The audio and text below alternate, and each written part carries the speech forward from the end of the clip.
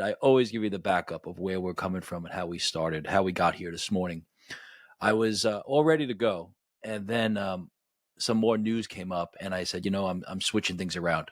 There's a story that 6 days ago, last Saturday, I saw a Twitter post, and I sent it to Rob because it interests me. And so let me give you some background. So AI, artificial intelligence, is something I'm going to begin to deconstruct because I don't get it. I mean, I know the basics probably pretty much like the normal person who's somewhat knowledgeable of technology. We have spoken about Mark Andreessen and his concern with the Biden administration and why he thought Trump needed to win, not just want to, but needed to win because of the AI environment. We know, of course, about Musk and what Musk thinks about Sam Altman at OpenAI, and how Musk was a co-founder with Sam, and now Musk has pretty much said he doesn't trust him. So XAI has their own Grok, I guess it's pronounced Grok, that was just launched about a week ago, I guess, and it's through Twitter. I think they put an app out now.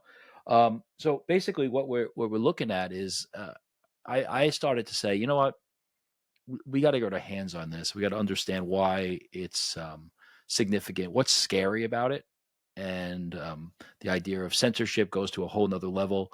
I was watching a clip, I guess it's about a year ago, about Musk talking about, he was on the New York Times, like a book convention seminar or something, and he was asked about, how long. This is about a year ago, so he said, how long to the AI is smarter than the smartest person, and he said about 3 years. The smartest person, using a computer to do work. So things are rapidly changing, and one of the things that last week we covered a story. It was from Abigail Schreier. And in the story, she talked about, she was just a journalist writing something, and she Googled, she asked, her husband Googled, who's more dangerous, her, Abigail, or Mao Zedong of the communist China, who killed reportedly millions of people. And Google's AI responded that it was, I'm paraphrasing, but it couldn't determine who's more dangerous. Both have had a negative, not more dangerous, both have had a negative impact on society, on humanity.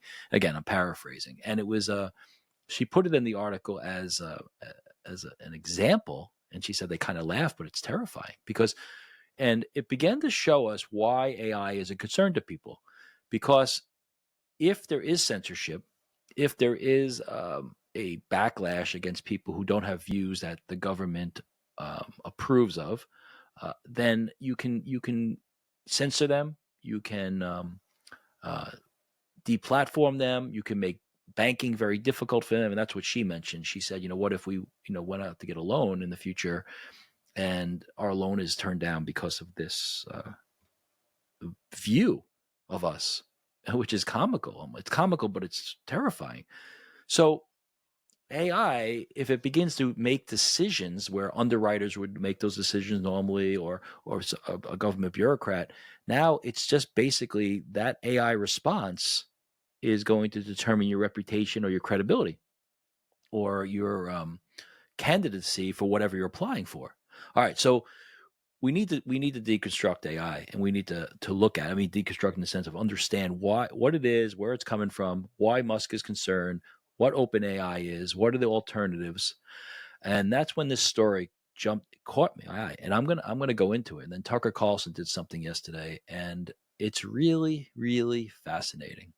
Okay, so I'm gonna break it down slow. Let me just make sure we're live here and everything's going okay. Let me just check on our recording here, okay? Because I definitely don't want to go running ahead and then find out that we're not on the same page here. That wouldn't be good. So let me see here. All right. I am. There we go. Okay, so this is what I'm going to share with you. I want to share this X post right here, okay? And I will share it. All right, and make sure. I always go back to make sure. Right? I never want to run ahead. All right. So this X post is from Mario Nawfal, Nawfal. All right. OpenAI whistleblower's mother. My son was not okay with OpenAI becoming for profit. This was the mother of Suchir Balaji. Okay. And her name is Purnima Ramaro. Okay. And he was found dead, and it was reported as a suicide. And this is what she said in this it's a short clip of the interview. The reason he joined OpenAI was his belief that AI will help humanity. He was very impressed with OpenAI initially because they were nonprofit. His concern started to become wider as we learn now that when they went public, that's when his concerns started to arise, and he started questioning himself, as he's mentioned in the interview. So let me just show you this clip. That it's a couple of minutes. I'll stop here. This is his mother talking The about it. reason he joined OpenAI was his belief that AI will help the humanity. And he was very impressed with OpenAI initially because they were non-profit. His concerns started to become more and more wider as we learn now that when they went public, that's when his concerns started to arise, and he started questioning himself, as he's mentioned in the interview. So at what stage did he get involved with OpenAI? How many employees were they in those days at the company? What did he tell you about those days? He started working as a part-time employee in November 2020 while he was still studying.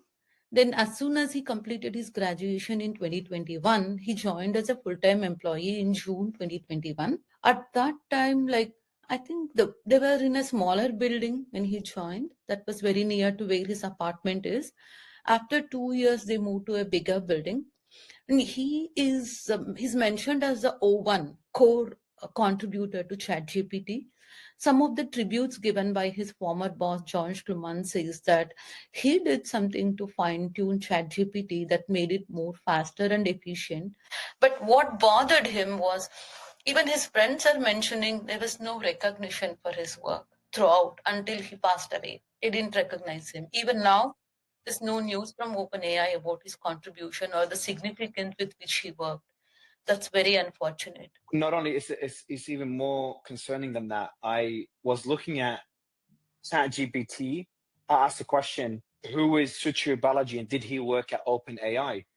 And the answer, I posted it earlier today, is that we don't have any record of Suchir Balaji working at OpenAI. That was ChatGPT's answer. But I asked that same question on Google's Gemini, and it answered correctly.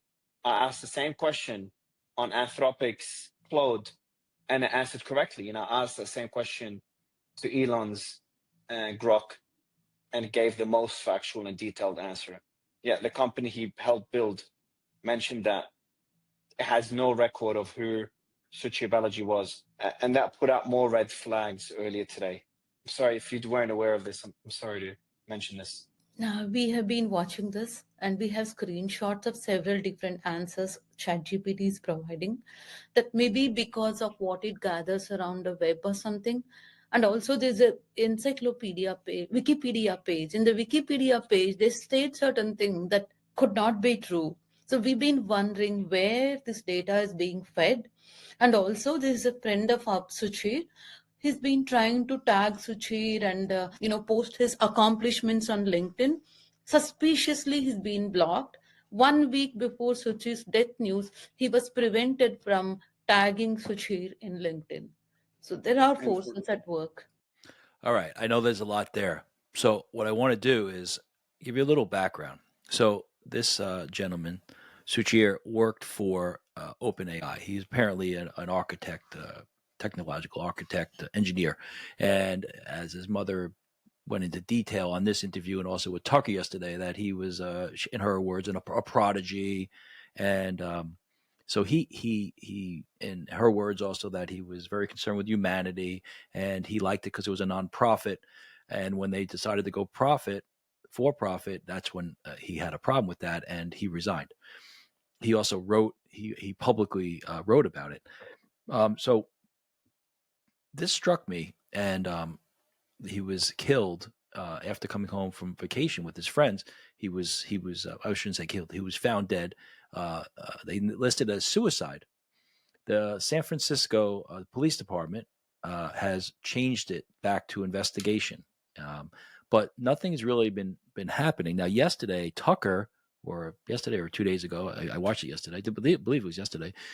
Tucker had him on, had the mother on, and I'm going to share this. I'm not going to play the interview, but what I'm going to do is share how Tucker summarizes it. And stay with me. This is listen. I am not a conspiracy guy. And but it struck me right from the get-go when I started thinking about AI, and like I said, I talked to Rob about, hey, let's kind of maybe think about deconstructing AI for ourselves and share it with our audience. So because a lot of people just don't understand, like us, so we learn it together with the audience. And I saw this. I said, this is really really something. So this is what the post says. Tucker Carlson's post of the interview with his mother. It was like over an hour. The interview was over an hour. Suchir Balaji worked as an engineer for Sam Altman building AI until he decided that Altman was committing crimes. Balaji became a whistleblower and soon after was found dead in his apartment. California authorities claim it was suicide. Crime scene photos clearly show a murder. This is Tucker Carlson's opinion. Balaji's mother, Purnima Romaro, tells the most shocking story we've heard in a long time. Now, there's so much to play, and go watch it. Basically, I'm going to summarize, and she details his youth and how he worked there, and apparently he was in contact with the New York Times, and he was considered a witness. They don't know what, some papers are sealed and things are being released, and the apartment was photographed with the blood was splattered in different rooms, and she had a separate autopsy performed. And the autopsy said that that the gunshot, it was a gun, he was shot, that it did not appear to be a suicide shot, but more, that he was sitting down and shot. Plus, there was a bruise on the back of his head, and there was a wig. There's a wig in the apartment that had blood on it. So there certainly seemed to be some red flags, and that she tried, and that the authorities just would say, no, it's suicide. That's it. So she goes on. She's very persistent and understandable, right? It's her son. Now, Tucker, what I found so fascinating, and it's not a glimpse just into this story, but a glimpse into the world that we live in right now, and the power of internet, podcasts, personalities, the true, in many ways, truest journalism in the truest sense. Okay, so she's on the show, and a man named Ro Khanna. Okay, Ro Khanna is the congressman for the Silicon Valley district, and his name is R.O. Let me get his name for you. Okay, his name is R.O. His first name is Ro, and his last name is Khanna, Khanna, and he's the representative of California's 17th district in the 117th Congress. So Tucker asked and said, "Hey, have you spoke to Ro Khanna?" And she said, "No, we reached out, and we haven't heard back." And so Tucker on the show, let me stop sharing. Tucker on the show takes he's being filmed, takes his cell phone out, okay, and texts Ro Khanna. Apparently he knows him.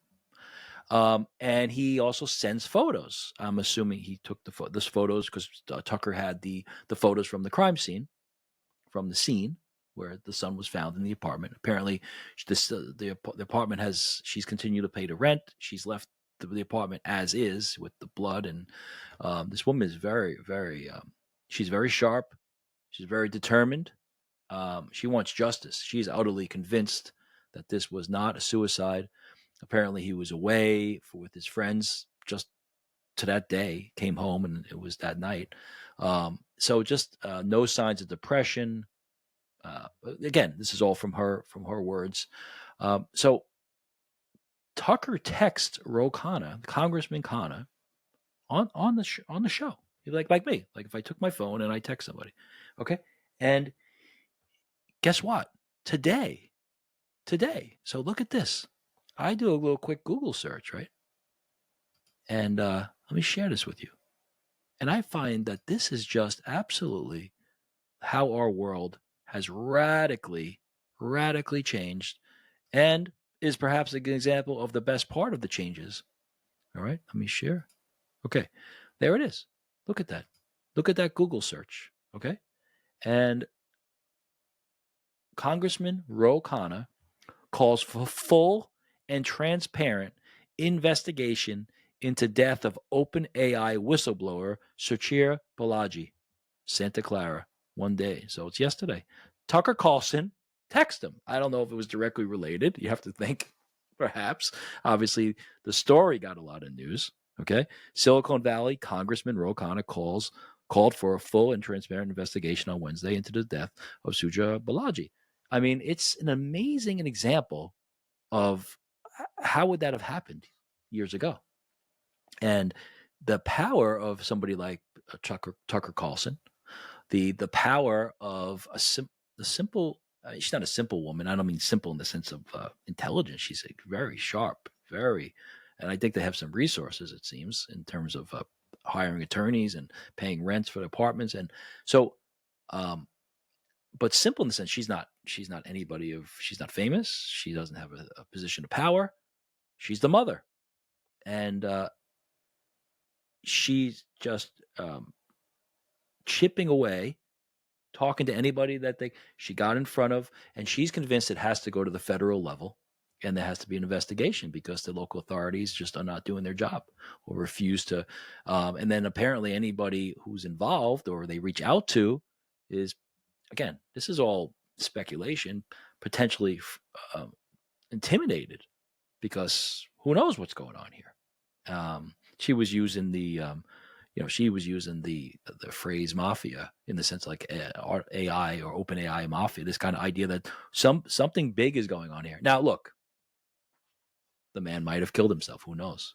But Tucker was certainly convinced that it's worth an investigation and seems certainly suspicious. So let's see how this goes. But to me, the one of the major things that I took away was the power of, beyond just this story, which is certainly fascinating, the world of AI and the power and the money behind this is tremendous, and huge forces, probably unseen forces, and the separate issue of how one person, one social commentator, Tucker Carlson, with a huge audience, one individual with no audience, this mother, perseveres, gets in front of him. He uses his cell phone on the show to text a U.S. congressman in that district who didn't respond to her.